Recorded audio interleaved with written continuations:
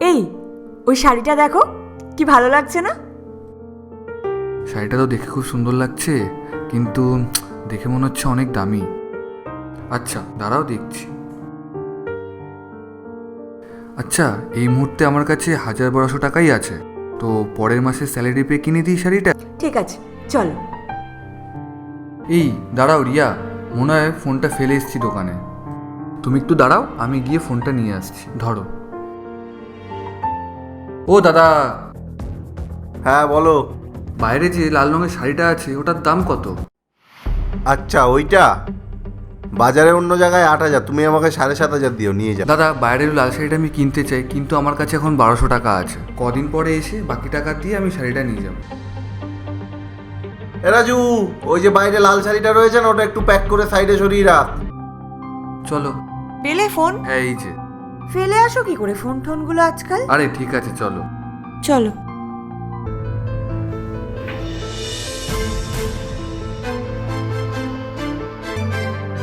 আরে রিয়া, আজকে আমার অফিস থেকে আসতে দেরি হবে, তুমি খেয়ে নিও, আমি এসে খেয়ে নেবো নিজের মতো।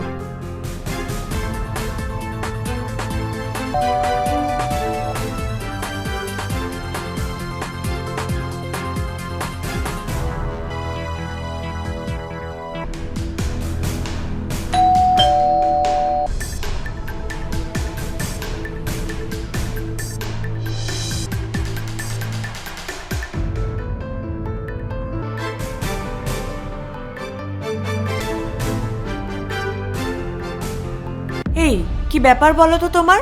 কি এমন কাজ করছো গো তুমি? দেখেছো ঘড়িতে কটা বাজে? 11:30 বাজতে যায়। 4-5 দিন ধরে একই রকম কাজ করছো, কি কারণে এত লেট হচ্ছে তোমার? অফিসে কাজ ছিল, কি আর করব, আমি খিদে পেয়েছে, খেতে দাও।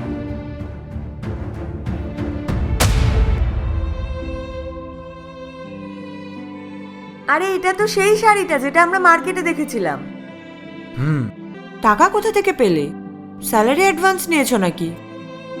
না। তুমি ওভারটাইম করেছো এটার জন্য? হুম। কত দাম নিল এটার? আরে ছাড়ো না, যতই দাম হোক। তুমি পাগল হয়ে গেছো পুরো। হ্যাঁ, তোমার ভালোবাসায়। মিথ্যাবাদী কোথাকার। তা ঠিক আছে, তুমি তাড়াতাড়ি শাড়িটা পরে আসো, আমিও দেখি কেমন লাগছে।